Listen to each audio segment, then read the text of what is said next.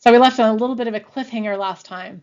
The way we get clever with making our translations, our virtual to physical memory translations faster, is by using what's called a translation lookaside buffer, or a TLB.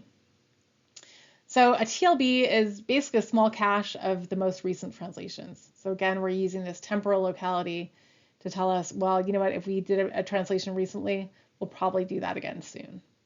So this reduces the number of memory accesses for most loads and stores from 2 back to 1.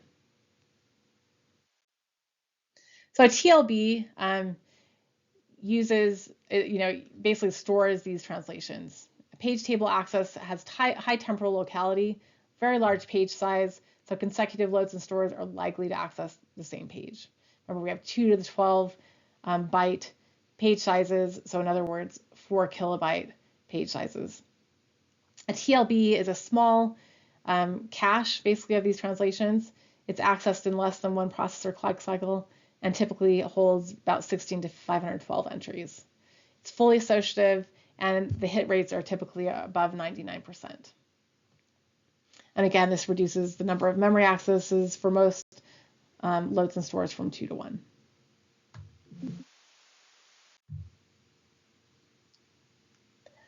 So here's an example 2-entry TLB.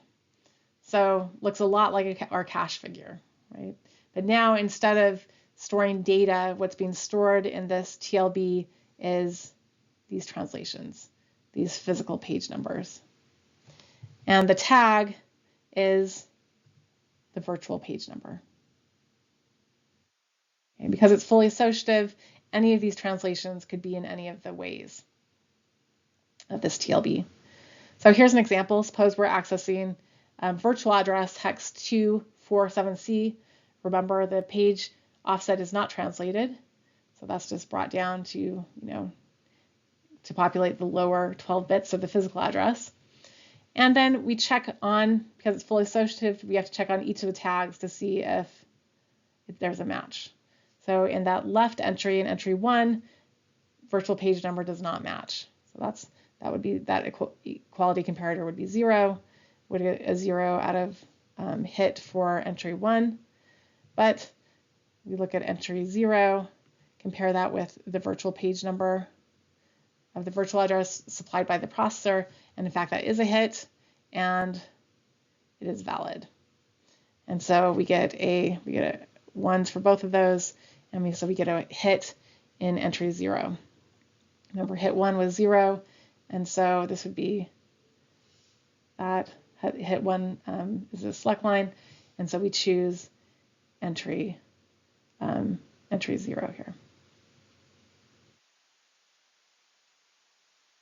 And so that's fed to the upper 15 bits in this case, of the physical address, and the processor sees that it was a hit and has the translation for the memory access, has the physical address that's needed.